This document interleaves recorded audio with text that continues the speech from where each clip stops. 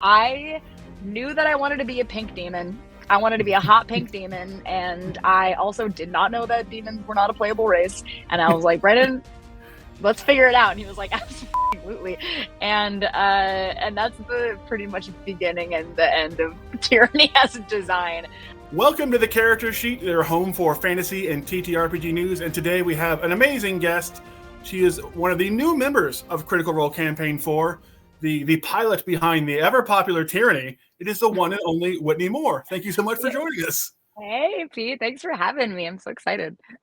Oh, I can't wait. And your character's been one of the big breakout hits of this campaign so far, although all the characters have been really sort of hitting with the fan base. But before we dive into that, how did you become a part of this Campaign 4 experience? Like, how did Critical Role reach out to you, and what was that like when you found out, like, you're going to be part of Campaign 4? Oh man, I was shocked. So the backstory is that like Matt and Marisha and Taliesin at least have been my friends for like 16 years. We go way back since before Critical Role. And got to see, you know, how rewarding it was to see your friends build this special thing. I have been in the actual play space a little bit, but I'm definitely more of an actor. And so they asked me to come on for an Avowed one shot, which I now in retrospect realize it was sort of a soft audition. And then when Marisha called me at 10:30 p.m. one night, she was like, do you want to be on the next campaign? I was like, what? What? Yeah, definitely. But why me? And it was, I was honestly so surprised. But I just see the way my friends have built this incredibly special property, and I feel so honored that they wanted to share it with me, because as a close friend, you know, that's not your expectation of like, oh well, I'm gonna get on Critical Role eventually. Like, no, it's just like I'm happy for my friends who did this thing. So I don't know, the fact that I got invited and they want to play with me and want to sit at the table with me for 4 hours of extended improv is really special, and I don't take it lightly. Oh, that's amazing. And if you are fans of movies and her acting, there's a special anniversary edition of Birdemic coming out very shortly. That's news to me, actually. There is? I believe so. I originally, like, someone sent me a message and they were like, hey, would you like to talk about Birdemic? And I was like, well, I think I'm interviewing Whitney about Critical Role, actually. Yeah. I've got so much to say about Birdemic. I actually, I recorded like I've never revisited it, but I recorded a commentary track. But I was so drunk and like 19 years old, so I was of legal drinking age for sure. Yes. Drinking adult age appropriate beverages. And it was in Canada. It was fine. Yeah. But yeah, and so after you found out, let's see, what I want to jump. There's so many interesting questions with Tyranny. Let's jump into, you've obviously been following Critical Role. You've hosted some Critical Role panels. Was the fact that Campaign 4 was set in a brand new world of Araman, did that help you with like character creation, or did you feel like you wish you had like those Exandrian influences to draw on, or is it just nice having a clean slate? I am so happy about the clean slate. There is obviously a decade worth of lore, and even when I have done my hosting responsibilities and interviewed them, it's so hard to keep up. I mean, it's a lore heavy show, and I actually kind of feel like it evened the playing ground a little bit. Mm-hmm. Even especially having like Matt Mercer on, like just our friends who have truly built this world up. It's kind of nice that we're all in the dark together. That's pretty fantastic. And yeah, it is. Everyone I've talked to so far has been a big fan of the getting to start with something brand new. Yeah, you don't have to worry about. Yeah, you don't have to worry about stepping on toes with the totally. Yeah. But speaking of characters in the Critical Role cast, Tyranny is obviously very tied into the storyline of Wicander. So did you and Sam sort of individually create your characters and then realize they could sort of mesh well together, or was it sort of done in tandem with each other? We set out from the beginning to have some sort of connection with each other. I love Sam. I'm a huge Sam Riegel fan. We just have a great rapport together, and I think he's so brilliant and funny. And I asked him, I was like, do you want to have some sort of relationship going in? I don't know what it looks like, but I told him my idea of tyranny and about the things that affect her. And you know, he told me about his sort of idea to be this, you know, to be Wick and what his backstory was. And we kind of found it together. And I think what I love about playing with him and with everybody is that those relationships are not set in stone and they continue to kind of evolve. And so I don't know where it's going to go, but I love the dynamic. Oh, it's amazing. And that ties into my next question really well. And that is, there's a lot of like theories going on about like tyranny right now. And like one of the big ones currently is if, you know, if demons are brought into Araman and like she's in some sort of like host or vessel body, like whose body could that be? But like without diving into those specifics, we're trying to avoid spoilers. Is that something that you've already fleshed out in your backstory, or were you leaving like intentional blank spaces like that in the hope that Brennan will come and like fill it in later and surprise you?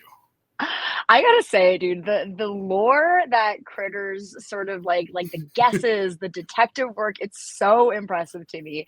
I knew that I wanted to be a pink demon. I wanted to be a hot pink demon, and I also did not know that demons were not a playable race. And I was like, Brennan, let's figure it out. And he was like, absolutely.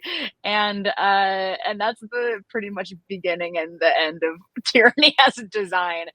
In terms of how she fits in the world, that's been a really fun task to give Brennan because he has all this lore to manage.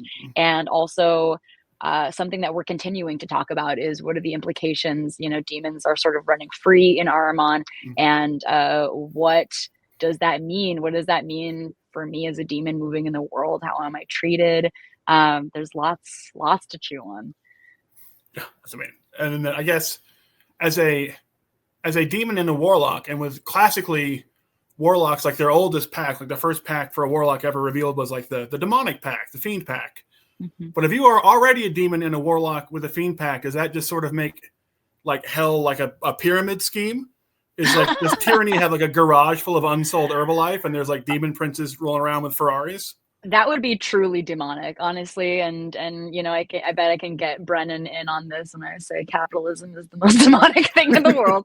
I mean, tyranny does, without saying too much, tyranny does have a boss / father. I think that by now I've talked about she has a dad, creator.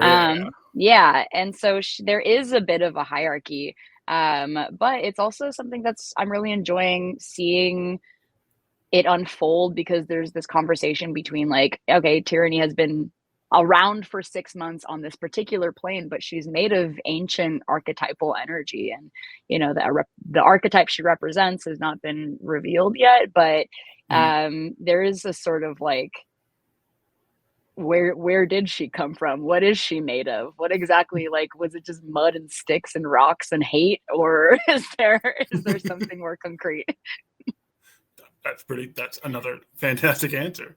And then one of the big comparisons people started out with, and it's definitely changed as we've learned more and more about tyranny in the first 3 episodes, but going forward, there are a lot of people being like, oh, maybe like she's going to kind of be this season's Jester. But at least to my perception of it, it feels like whereas Jester was someone who was very, you know, chaotically impulsive and just sort of like chaos for the fun of it, as you learn more and more about tyranny, her sort of chaotic moments feel more purposeful or almost performative. So is it safe to say that tyranny is, like, in what way do you think tyranny is very distinctly different from Jester, despite the fact that they're, you know, oddly colored, vaguely demonic characters, but it feels like they're on very different trajectories from the beginning?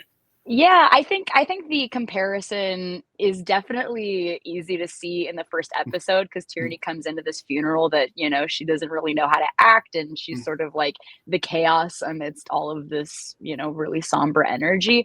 But they're really different characters, and I think Tyranny and the way she acts and the impulses she acts on weigh heavily on her, and will have real repercussions because, you know, tyranny is a demon and there's nothing getting around that. Jester is wholesome. She's sweet, and Tyranny, I think, has that too, but there is a real glaring there's a real glaring character quality that cannot be ignored.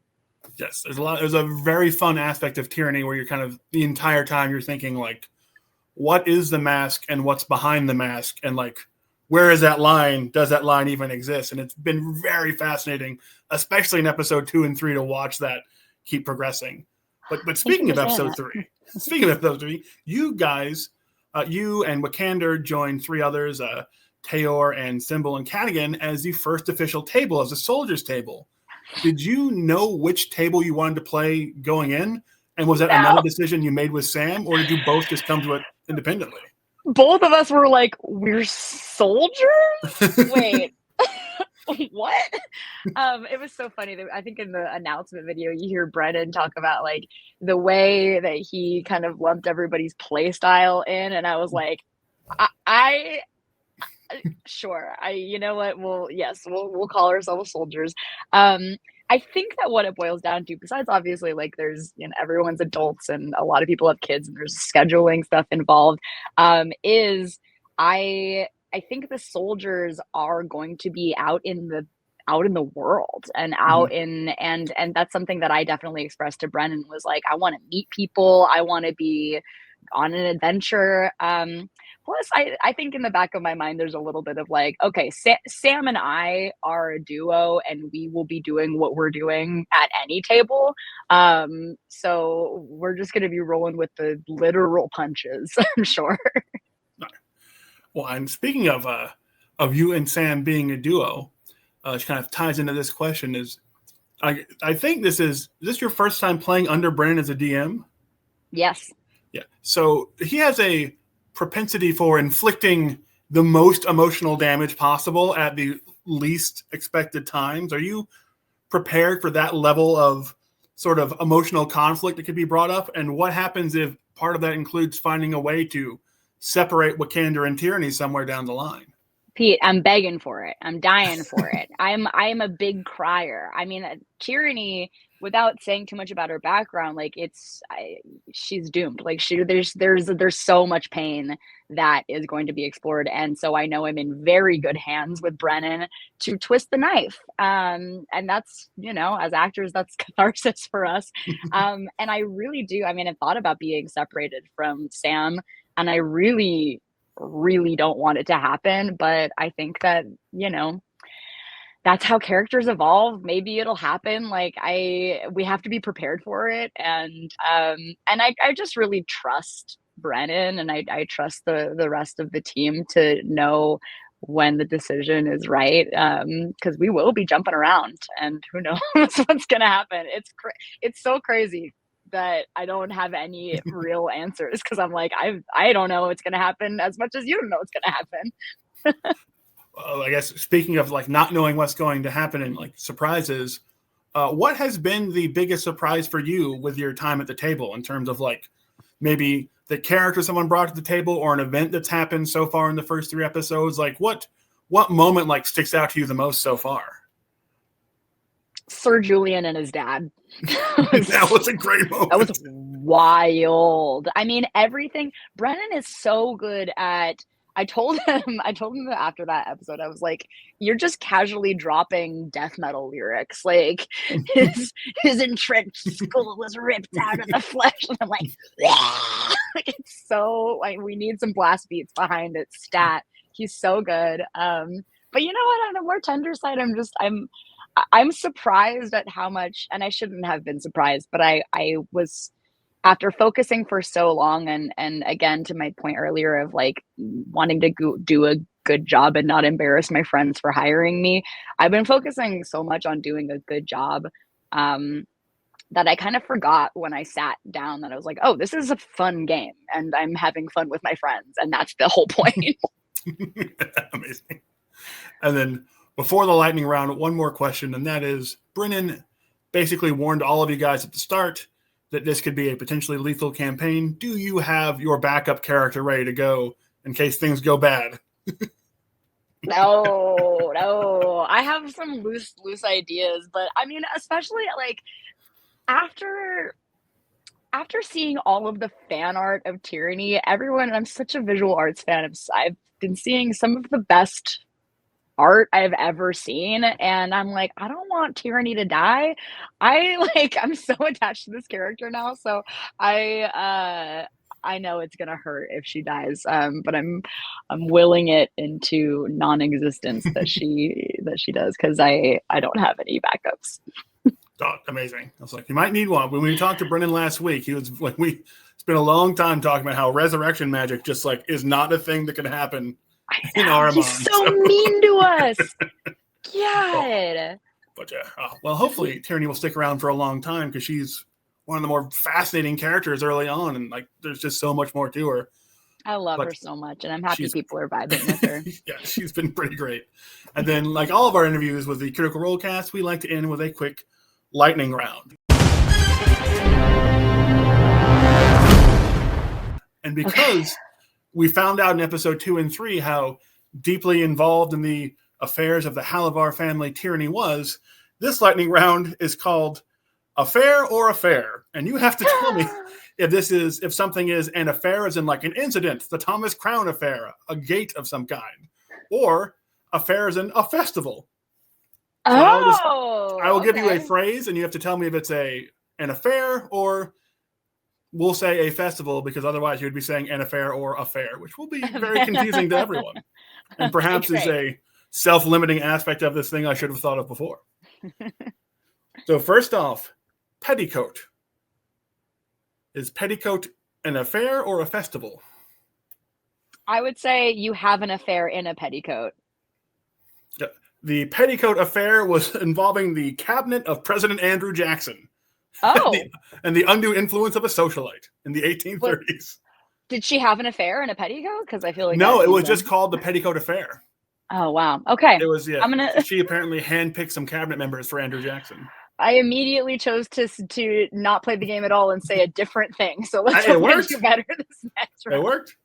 The next one is Invictus. Affair. It is. It's very appropriate to this. The Invictus Affair is a political scandal involving a candidate who changed his name to Invictus and then was later found to be sacrificing a goat. Oh.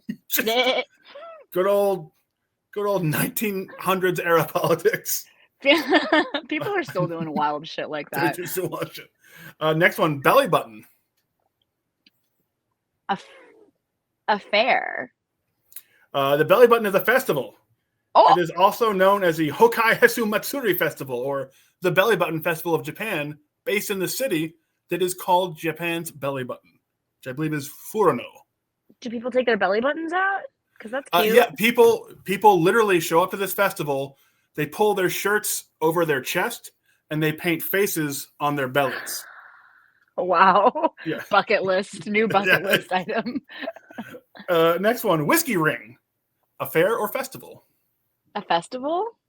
I hope it's an a affair. It is a tax-dodging alcohol scam from the 1930s. Great. Bring it back. Bring it back. We'll make a festival out of it. Next one is Humongous Fungus. Humongous Fungus Festival. It is. The Humongous Fungus Fair is a very long psychedelic-based festival that has, I think, become slightly more family-friendly in recent years. Wow, my people. Yeah. Next up, my favorite name on the entire list, Kentucky Meat Shower. Is the Kentucky Meat Shower an affair or a festival? It sounds like a metalcore band, but I'm going to say affair. It is. It is the name of an incident where a flock of vultures vomited over a town in Kentucky, and it literally rained meat for about 5 minutes. Honestly, very Birdemic coded. Yeah, that's exactly. It's in honor of Birdemic. Also, potentially in honor of Birdemic, based on their food. Baltic herring. Is Baltic herring an affair or a festival? I hope I'm a big pickled herring girl, so I'm hoping it's a festival. It is. It is a Norwegian festival celebrating pickled Baltic herring.